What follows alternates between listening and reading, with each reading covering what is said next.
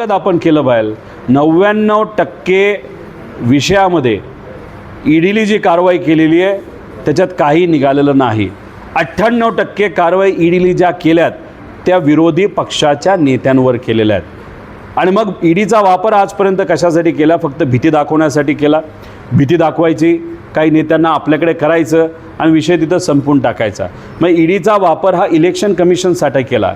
Election कमिशनचं स्वायत्त आहे, ED स्वायत्त आहे, CBI स्वायत्त आहे, पण याचा वापर भाजपने फक्त राजकारणासाठी तिथं केला।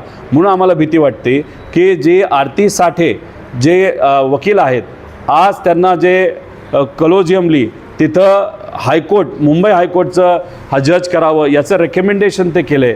हेच आम्हाला भीती वाटते। इलेक्शन कमिशन BJPच्या दावणीला आहे, ईडी दावणीला आहे, CBI दावणी स्वायत्त असूनसुद्धा उद्या जाऊन जर या न्यायव्यवस्थेमध्ये सुद्धा भाजप प्रेरित जर लोक गेली तर उद्या गरिबाला न्याय कसा मिळणार अशी भीती आम्हाला त्या ठिकाणी वाटते। त्यामुळे या सगळ्या स्वायत्त संस्थेमध्ये राजकीय हस्तक्षेप कसा कमी होईल यासाठी सगळ्यांनीच प्रयत्न केला पाहिजे।